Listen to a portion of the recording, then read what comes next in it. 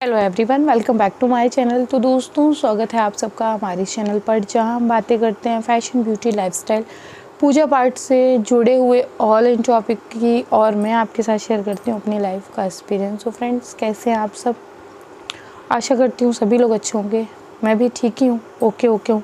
जितना जो कुछ 1-2 दिन में बकवास हुई है फालतू के चैनल पर, तो उससे यही कहूँगी ठीक ही हूँ। कुछ गला मेरा सही था अब, लेकिन इस तरीके की जो स्थिति हो गई उसमें मैं काफ़ी ज़्यादा फर्स्ट एड हो गई, रोई गई, तो उससे भी गला भी अब फिर दोबारा से चला गया। तो चलिए, एक बहुत ही इम्पोर्टेंट वीडियो थी जिसे मैं शेयर कर दूं, जिस पर कुछ बुद्धिजीवी लोगों का ये कमेंट था कि इन्हें तो कुछ पता नहीं, आता जाता नहीं, उल्टा सीधा बताती हैं, अब कृष्ण भगवान में भी अंतर पैदा कर रही हैं। तो मेरा कहने का मतलब ये है सीधा सा कि पहले किसी बात को पूरी तरीके से धैर्य रखे, शांति से विचार करके सुन लिया करें, उसके बाद उस पर अपनी प्रतिक्रिया जाहिर किया करें। धैर्य के साथ बात सुनने से होता यह है कि एक तो आप बात को समझ पाते हैं, आपकी समझदारी सामने वाले को पता चल जाती है कि आप कितने समझदार हैं। और मुझे कुछ आता है कि नहीं आता है, ये मेरे लिए बहुत महत्वपूर्ण है। अगर नहीं आता है तो ठीक है, नहीं आता है तो भी ठीक है, आता है तो जो कुछ है। मैं जाहिल हूँ तो अपने लिए, मैं समझदार हूँ तो अपने लिए। अगर मैं आपको इतनी ही जाहिल लगती हूँ तो एक सीधी सी सिंपल सी बात कि आप मत सुना करिए, कोई आवश्यकता नहीं है सुनने की। भाई, अगर कोई जाहिल है ही तो आप जाहिल को क्यों सुन रहे हैं? आप तो समझदार है ना, तो मत सुनिए। अब चलिए हम चलते हैं आगे की बात पर। भगवान राधा जी की जानकारी मैंने जिस वीडियो में दी थी, उसमें मैंने एक बात कही थी कि मुझे यही नहीं पता कि भगवान का कौन सा स्वरूप घर में आ रहा है।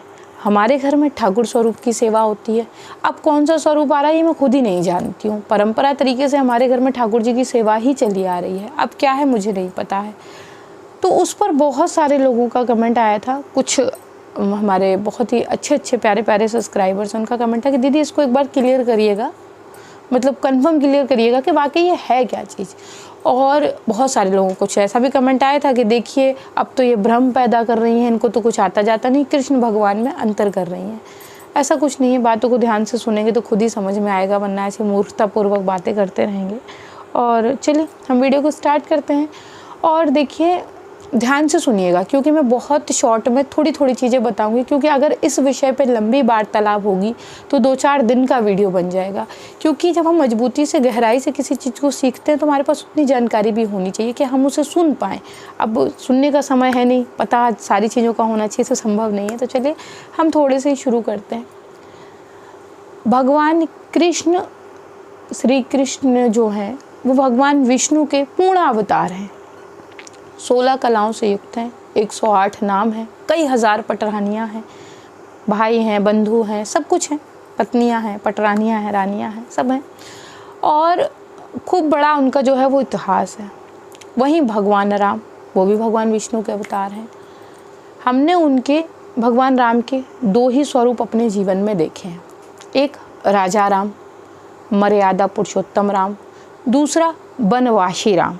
बनवासी राम के नाम से उन्हें रावण बुलाया करता था। वो कहता था, अरे वो बनवासी, वो क्या कर लेगा मेरा, मैं तो अमर हूँ, मेरा क्या कर सकता है। और हम जो उन्हें भगवान राम, राजा राम के नाम से पुकारते हैं और उनकी सेवा करते हैं, ठीक है। लेकिन भगवान कृष्ण, उनकी इतनी लीलाएं हैं कि हकीकत चीज़ तो ये है, जिस तरीके की यूट्यूब पर बातें होती हैं, मैं आप लोगों के कमेंट पढ़ती हूँ, उससे मुझे इतना पता चलता है कि बहुत छोटी सी लीलाओं की जानकारियाँ हैं। उनके जीवन काल की लीलाएं इतनी ज़्यादा हैं कि अगर व्याख्या कर दी जाए या पढ़ लिया जाए तो दिमाग ही चकरा जाएगा कि प्रभु ने कैसी कैसी लीलाएं की। भगवान कृष्ण के जो हम सेवा करते हैं, या यूँ कहिए जो सेवा होती है, उनके हर अलग अलग स्वरूप की पूजाएं अलग अलग स्थानों पर होती हैं।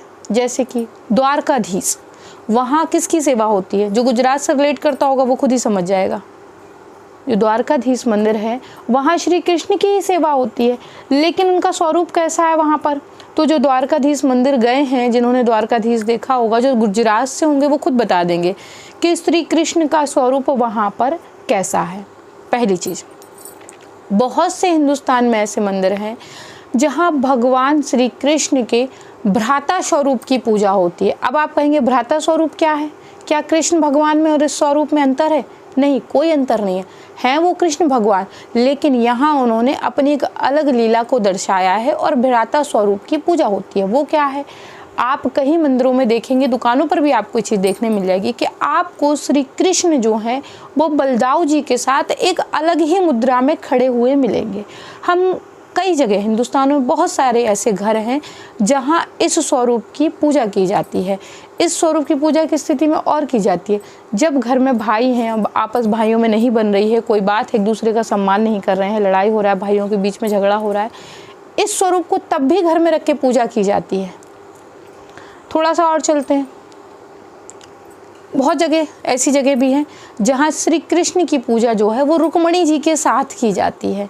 मुझे नाम नहीं याद आ रहा, मैं भी नाम याद करके अभी दिमाग में है तो बता दूंगी आपको, जहाँ श्री कृष्ण की पूजा रुक्मणी जी के साथ की जाती है और सर्वप्रथम उन्हीं के नाम के आगे जोड़कर उनको पूजा करते हैं। कहीं कहीं युगल जोड़ी स्वरूप की पूजा होती है। युगल जोड़ी क्या है, युगल जोड़ी राधा कृष्ण जी हैं, हम सब जानते हैं उनको। कहीं कहीं भगवान के केशव स्वरूप की पूजा होती है। केशव स्वरूप क्या है, आप उसको ऑनलाइन सर्च करिएगा तो आपको पता चलेगा, अगर मैं ऐसे बताऊंगी तो आप परेशान हो जाएंगे। कहीं कहीं भगवान के गोपाल स्वरूप की पूजा होती है। गोपाल स्वरूप क्या है, अब गोपाल को क्या कहेंगे, गऊ चराने वाले, ग्वाला, गोपाल, किस स्वरूप की पूजा होती है। कहानियाँ तो मनगढ़ंत बहुत सारी हैं, लेकिन चीज़ें क्या कह रही हैं वो ज़्यादा महत्वपूर्ण है, ठीक है। कहीं कहीं मधुसूदन रूप की पूजा होती है, उसमें भगवान ने क्या किया, आप गूगल करिएगा आपको पता चलेगा। अब वहीं हम एक बात करते हैं, चलते हैं, जैसे कुछ लोग कहते हैं लड्डू गोपाल ने अवतार लिया था, लड्डू गोपाल की सेवा इसलिए करते हैं, लड्डू गोपाल 2 रंग में आते हैं, काले, पीले, मार्बल के, जैसे आपको लेना हो। श्रीनाथ जी, अगर हम श्रीनाथ जी की बात करें तो श्रीनाथ जी के भी यही स्थिति है। श्रीनाथ जी भगवान के 7 वर्ष की अवस्था के स्वरूप है। श्रीनाथ जी हिंदू भगवान कृष्ण का ही एक स्वरूप है जो 7 साल के बच्चे बालक के रूप में प्रकट होते हैं। श्रीनाथ जी का प्रमुख मंदिर राजस्थान के उदयपुर शहर में 49 किलोमीटर उत्तर पूर्व में स्थित है। नाथ द्वार के मंदिर के नाम से भी इसे जाना जाता है, ठीक है। इसके बारे में और कहेंगे तो और सारी चीज़ें बढ़ जाएंगी। वल्लभाचार्य जी हैं, आप उन्हें पढ़ लीजिएगा, आपको पता चल जाएगा। ऐसे ही श्री बांके बिहारी श्री हरिदास जी जो कि ललिता सखी के अवतार हैं और सखी जो है वो संप्रदाय जो है उसको आगे बढ़ाया है उन्होंने, वही उसके संसार क्या बोलेंगे स्थापित उन्हीं ने किया है, तो ये कहेंगे। तो इसी प्रकार से भगवान कृष्ण के, मैं बहुत शॉर्ट में आपको बता रही हूँ, बहुत गहराई में जाके भी नहीं बताऊंगी, मैं बहुत शॉर्ट में बताऊंगी और आप लोग समझदार होंगे तो इतने में समझ जाएंगे। आप पढ़िएगा, सब समझने की क्या जरूरत है, पढ़िएगा समझ में आ जाएगा। भगवान के अलग अलग स्वरूपों की जो है पूजा अलग अलग स्थिति में अलग अलग जगह पर होती है। कहीं भगवान जी ऐसे खड़े हैं, कहीं ऐसे खड़े हैं, कहीं ऐसे खड़े हैं, कहीं ऐसे खड़े हैं। जगन्नाथ जी क्या है, जगन्नाथ को कोई कृष्णनाथ जी क्यों नहीं कहता है, भाई अलग स्वरूप की पूजा है ना। वहाँ जगन्नाथ जी किस रूप में विराजमान है, वहाँ जगन्नाथ जी हैं, श्री कृष्ण हैं, सुभद्रा जी हैं, बलदाऊ जी हैं, लेकिन जगन्नाथ जी का स्वरूप क्या है, ऐसे बैठे हुए हैं। सुभद्रा जी भी ऐसी बैठी हुई हैं, बलदाऊ जी भी ऐसे बैठे हुए हैं। उसे कृष्ण धाम क्यों नहीं कहते, कृष्ण नगरी क्यों नहीं कहते, जगन्नाथ क्यों कहते। भगवान कृष्ण के ऐसे स्वरूप की वहाँ सेवा होती है। तो भगवान कृष्ण की बहुत सारी लीलाएं, सीधा सा कहने का तात्पर्य ये है कि भगवान कृष्ण की बहुत सारी लीलाएं हैं और हम उनके अलग अलग लीलाओं के स्वरूप की पूजा अपने घर में करते हैं। जैसे कि बिहारी जी, ठाकुर जी जिन्हें हम कहते हैं, ठाकुर भी वैष्णव में एक अलग संप्रदाय है। आप पढ़िएगा आपको समझ में आएगा कि ठाकुर का उच्चारण क्यों किया जाता है। तो जो हमारे घर की, मेरे कुल की जो स्थिति है वो ये है कि हमारे यहाँ भगवान जी के ठाकुर स्वरूप की ही पूजा होती है। अगर आपने देखा हो, भगवान की कृपा से, ईश्वर के आशीर्वाद से हमारे यहाँ लड्डू गोपाल भी उसी रूप में है और कृष्ण जी की भी सेवा अब तक उसी रूप में होती आई है। तो श्री कृष्ण जी हों चाहे ठाकुर जी हों, श्री कृष्ण जी के अलग अलग स्वरूपों की पूजा जो है वो हम अलग अलग तरीके से करते हैं। किसी के यहाँ किसी स्वरूप की पूजा होती है, किसी के यहाँ किसी स्वरूप की पूजा होती है, किसी के यहाँ ठाकुर स्वरूप की पूजा होती है, किसी के यहाँ जगन्नाथ स्वरूप की पूजा होती है, किसी के यहाँ श्रीनाथ की होती है, किसी के यहाँ द्वारकाधीश की होती है, किसी के यहाँ रुक्मणी और कृष्ण जी की होती है, किसी के यहाँ युगल जोड़ी की होती है। तो ये भगवान कृष्ण के कुछ छोटे से रूप मैंने आपको बताए। अगर आप व्याख्या करेंगे तो इससे बहुत बड़े बड़े स्वरूप हैं उनके। भगवान के विराट रूप की भी जो है वो पूजा होती है, मधुसूदन से भी होती है। बहुत सारे जो हैं ऐसे स्वरूप हैं भगवान कृष्ण के जिनकी सेवाएं हम अलग अलग भाव से और अलग अलग स्वरूप में करते हैं। अब सुनिए, कमी देखिए, मानव जाति की कमी देखिए। हम आपको हो सकता है, देखिए मेरी बातों को बहुत धैर्य से सुनिएगा, नहीं तो आपको मेरी बातें बुरी लग सकती हैं। मैं पहले ही बता देती हूँ। कुछ लोग क्या करते हैं, ध्यान से सुनिएगा, भक्ति और भाव, प्रभु ईश्वर और भक्त के संबंध बहुत भिन्न होते हैं।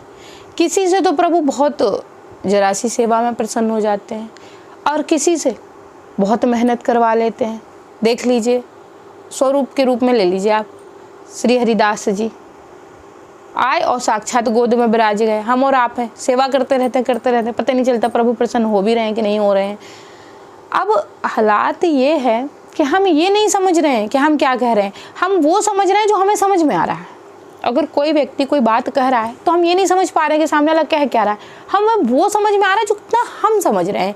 लेकिन जीवन ऐसे तो नहीं चलता, हमें इस बात को समझना पड़ेगा कि सामने वाला कह क्या रहा है। इसके लिए हमें धैर्य की आवश्यकता है। अगर हम शांति से धैर्य में रहकर किसी बात को नहीं सुनेंगे तो हम ऐसे ही फालतू की यहाँ वहाँ की बातें करते रहेंगे और सामने वाले को मूर्ख और अपने आप को होशियार साबित करने में लगे रहेंगे। कोई फ़र्क नहीं पड़ता कि कोई आपसे कितना मूर्ख है और कोई आपसे कितना ज्ञानी है। फ़र्क इतना पड़ता है कि आपकी शब्दावली और सामने वाले की शब्दावली क्या कहती है। ठीक है, अब देखिए आस्था का पर्दा कैसे उड़ा देते हैं, समझिए मेरी बात को। आप वैष्णवों में देखिए, तुलसी माला पहनने के बहुत नियम होते हैं। अगर आपने एक बार कंठी धारण कर ली मतलब कर ली, ठीक है। अब आप प्याज लहसुन को हाथ भी नहीं लगा सकते, लेकिन मैंने तो ऐसे भी लोग देखे हैं जो प्याज लहसुन भी काटते रहते हैं, खाते पीते रहते हैं और कंठी भी धारण किए रहते हैं और पर्दा भाव का उड़ा दिया कि भगवान तो भाव के भूखे हैं और भगवान प्याज लहसुन थोड़ी देखते हैं, भगवान तो भाव देखते हैं। अरे ऐसे नहीं होता भाई, हर चीज़ का एक नियम होता है कि मतलब आपने अपनी गलती छुपाने के लिए भाव का एक जो है वो मुखौटा ओढ़ लिया कि भाई ठीक है वो तो भाव के भूखे हैं, ईश्वर तो भाव के भूखे हैं। ये बात अपनी जगह बिल्कुल सत्य है कि ईश्वर भाव के भूखे हैं, लेकिन भाव सच्चे हैं या झूठे ये इस पर भी तो निर्भर करता है। ये भी तो बहुत चीज़ें मायने रखती हैं कि हमारे जो भाव हैं वो सही हैं या झूठे हैं। इस पर भी तो बहुत सारी चीज़ें डिपेंड करती हैं कि नहीं करती हैं। तो भगवान के किस स्वरूप की पूजा कहाँ कैसे होती, मैंने बहुत छोटे से मैं व्याख्या कर दी है। इस पर अगर विस्तार से बातचीत करेंगे तो वीडियो हो जाएगी बहुत बड़ी, लंबी वीडियो हो जाएगी। चूँकि जिस तरीके का तमाशा 1-2 दिन में हुआ है, मेरी बोलने की बिल्कुल हिम्मत नहीं है और चूँकि मेंटली डिस्टर्ब दिमाग में वैसे ही चल रहा है, भगवान जी को लेके तो दिमाग में बहुत सारी चीज़ें चल रही हैं। अब कुछ और बुद्धिजीवी जो ये कह रहे हैं कि मूर्ति बदलने की क्या ज़रूरत है, मूर्ति बदलने की क्या ज़रूरत है और मूर्ति क्यों बदलना है, मूर्ति को क्या करेंगे बदल के, ये क्यों करेंगे, वो क्यों करेंगे, फला क्यों करेंगे, ढिका क्यों करेंगे। तो भाई देखिए, सीधी सी बात ये समझिए आप लोग कि मूर्ति बदलना है कि नहीं बदलना, ये मैं कौन होती हूँ तय करने वाली। सीधी सी बात, अगर ईश्वर को सेवा लेनी है अपने आप आ जाएंगे और नहीं लेनी है तो नहीं आएंगे। और जहाँ तक बात हुई मूर्ति खंडित होने की या मूर्ति बदलने की, तो आप ज़्यादा दूर मत जाइए, थोड़ा सा नज़दीक का देख लीजिए। श्री जगन्नाथ जी की मूर्तियाँ हैं और वो बदली जाती हैं हर 12 साल में। मैं बहुत दूर नहीं जा रही, मैं बहुत छोटी सी व्याख्या कर रही हूँ आपसे। इसके आगे जो समझदार व्यक्ति होंगे मुझे लगता नहीं कि जवाब देने की आवश्यकता पड़ेगी, वरना कुतर्क तो आप कुछ भी कर लीजिए। आप सब सहमत हैं इस बात से कि नहीं है कि जगन्नाथ जी की जो मूर्तियाँ हैं वो हर 12 साल में बदल जाती हैं, 12 साल होते ही उनको बदल दिया जाता है। कौन कौन इस बात से सहमत है? वो तो खंडित भी नहीं होती, फिर क्या आवश्यकता उन्हें बदलने की, रहने दीजिए, क्या फ़र्क पड़ता है भाई। शीशम की जगह सागौन की लकड़ी का इस्तेमाल कर लीजिए, लेकिन बदलने की आवश्यकता नहीं है। तो हर चीज़ का एक नियम होता है। आप गृहस्थ आश्रम में रह के सेवा भाव पूजा पाठ कर रहे हैं, इसका एक नियम होता है। बहुत वर्षों पहले हमारे बुजुर्गों ने एक नियम बना रखा था, तो लोग घरों में मंदिर नहीं रखा करते थे, घर से जाया करते थे मंदिर दर्शन करने। देखा देखी लोगों ने घरों में मंदिर रख लिया, फिर घरों में मूर्तियाँ रख ली, फ़ोटो रख ली, फिर धीरे धीरे घर में ही सेवा करना शुरू कर दी। तो बूढ़े बुजुर्गों के बनाए हुए कुछ नियम थे, जिन नियमों के अंतर्गत हम चला करते थे, और हम घर में ना फ़ोटो रखते थे, ना घर में हम किसी प्रकार की जो है मूर्तियाँ रखते थे। तुलसी जी का एक घरुआ रखते थे, उन्हीं पर एक दीपक जलाया करते थे और आशीर्वाद लिया करते थे। दर्शन करने के लिए, भजन कीर्तन करने के लिए सुबह शाम जो है वो हम मंदिर जाया करते थे। वहाँ हमें 4 ज्ञानी मिलते थे, और कहते ना ज्ञानी से ज्ञानी मिले होए ज्ञान की बात। तो इस तरीके की स्थितियाँ बनती थी। अब वो हालात है नहीं। आदमी यूट्यूब से देख देख के चीज़ें सीख रहा है, तो कहीं की चीज़ कहीं, कहीं की चीज़ कहीं, कहीं की चीज़ कहीं, कहीं की चीज़ कहीं जोड़े पड़ा हुआ है, और इसी में बस मगन है। क्या मैं बताऊँ। फिलहाल दोस्तों, मुझे आपको भगवान कृष्ण के जो कुछ छोटे मोटे स्वरूप मैंने जानती थी, उसके बारे में मैंने आपको बताया। व्याख्याएं इससे बहुत बड़ी बड़ी हैं। अगर मैं कर दूंगी तो मैं ही परेशान हो जाऊंगी बताते बताते, आप सुनते सुनते परेशान हो जाएंगे। आशा करती हूँ कि इतने से आप बहुत कुछ समझ गए होंगे, आगे और कुछ बताने की आवश्यकता नहीं है। फिर भी आपको लगता है कि नहीं दीदी अभी और भी कुछ रह गया है बाकी, तो बताइएगा, बता दूंगी, कोई बात नहीं। मैं तो आपको जो जानती हूँ वो बताने के लिए ही बैठी हूँ और किस लिए बैठी हूँ। बकाएंगे तो खैर सभी है। बस एक बात तो ज़रूर है, एक बात कहना चाहूँगी, मैं अपने दिली तौर पर एक बात कहना चाहूँगी कि भगवान जितनी ईश्वर की भक्ति कर रहा है, उससे कहीं ज़्यादा अपने अंदर नफरत पैदा करके बैठा हुआ है।